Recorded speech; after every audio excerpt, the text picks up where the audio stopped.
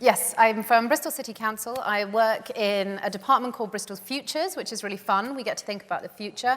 And I'm in the City Innovation team, so I'm particularly looking at technology in the future, which encompasses a lot of this Internet of Things, smart cities, smart metering, open data, future of cars and mobility as a service, all of that great stuff. And today I'm talking about Bristol is Open, which is a joint venture which we have set up with the University of Bristol. So it wouldn't be a Smart Cities event without someone talking about the expansion in population, which is driving a lot of this Smart Cities stuff. So just to fill in your Smart City bingo cards, there we go, 9 billion people.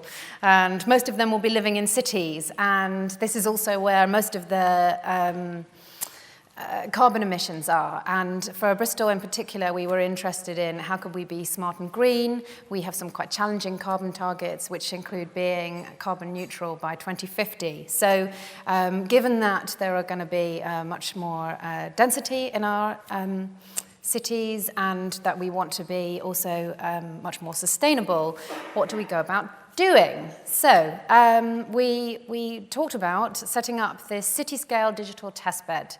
And when this graphic was first drawn up, lots of these things were an idea. And then over the course of development, a great deal of them have become a reality, if not all of them. So the connected home and everything from energy metering and virtual power plants through to how can you deliver healthcare in homes, connected CCTV and how we can use that for a whole range of things from the traditional uses through to some of the fun ones which we were talking about earlier, driverless cars, our data dome, which I'll mention a bit more about in a minute, fibered lampposts, and so on and so on. So the smart city vision. So how are we going to go about doing this?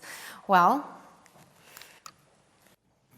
we have worked with the university to come up with this joint venture, Bristol is Open, where the Bristol City Council, we're using some money which was given to us by government, has deployed the infrastructure and is partnered with the university who are providing the high-performance networking and computing and their high-performance computer to explore what we can do in this space, and very much in this kind of sort of 3 to 7 R&D technology readiness space.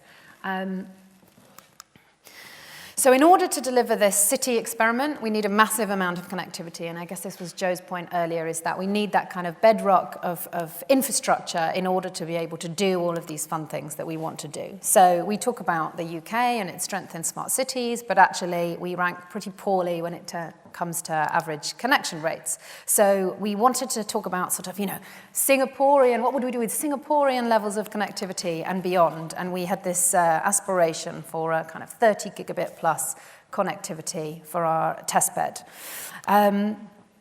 And we wanted it to be programmable as well. So part of the connection that we wanted with the University of Bristol was them bringing in this software-defined network. So how can we move from traditional networks through to you can move connectivity across different forums.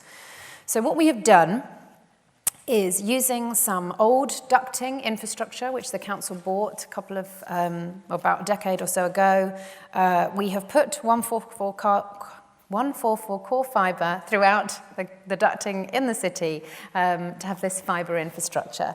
And that connects up our universities, 2 incubators, one in a creative hub and one in a high-tech hub, and our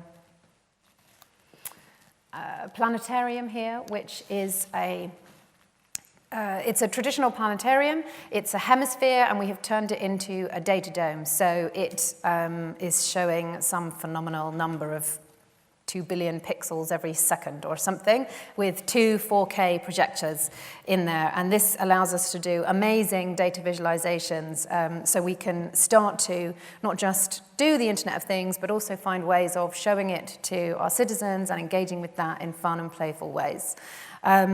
Once we have this core fiber, then we can start to add other layers of connectivity. So we have a wireless mile, which is along the harbour side. And it uses both the kind of traditional 2G, 3G, 4G, but also looking at the next technology, LTE and 5G, and looking at what can we do with mass data streaming using that wireless technology.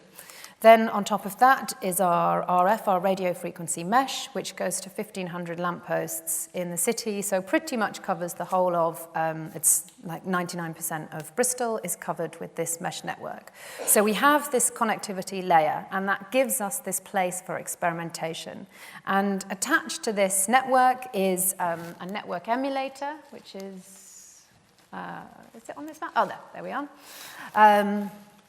At the University of Bristol, so they can flood this closed traffic, this closed network with traffic to make it look like any other network. So we could make this look like the Singapore city or the Milton Keynes city or another city that you want to play with, and we can play with that operating environment and test things in Bristol.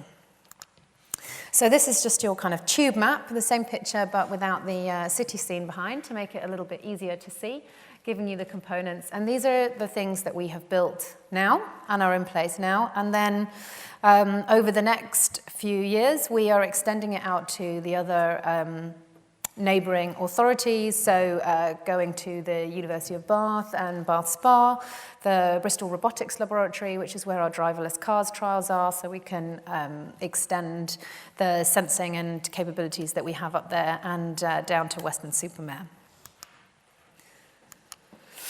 So that's fun. And it's great to have all of this technology, and it's very exciting, and people are very excited about software-defined networks, and this will be great kind of revolution for the telecommunications industry. But there's still the question of, well, why? What are you going to do with this technology now that you've got it? And that's the bit maybe more where I come in, and as a city council, we're thinking about the kind of why would we do this? What's it going to mean to citizens? And I mentioned a little bit earlier about our citizen sensing program, where we have come up with what we're calling the Bristol approach, which is rather than say, don't citizens need to know more about air quality, let's give them some air quality sensors, we start with what do citizens care about? So it's a very bottom-up process where we are literally going into the places where citizens are, nail bars, cafes, takeaways, picking up conversations, understanding what are the things that they're complaining about, and then how can we define, or that they're passionate about, how can we define those issues in terms of a lack of data and support a sensing regime that starts to build data around that. So we've got a number of interesting pilots around that, and they range from everything to do with how can we have better mental health services and awareness, through to how can we support people in private rented accommodation having more agency about the conditions that they're in. So monitoring things like damp levels, noise levels, temperature levels, and other things to do with the conditions. So really creative, varied, interesting projects that come from real-world problems.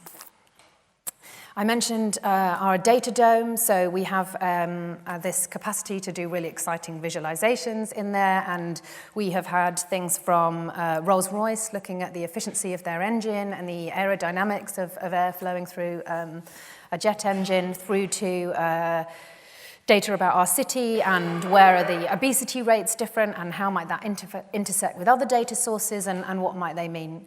And what might that mean for us? Alongside a kind of STARS-inspired show that the planetarium staff have done with the University of Bristol, which looks very much at renewable energy in the city and energy consumption and how we might sort of protect our planet by reducing our energy use.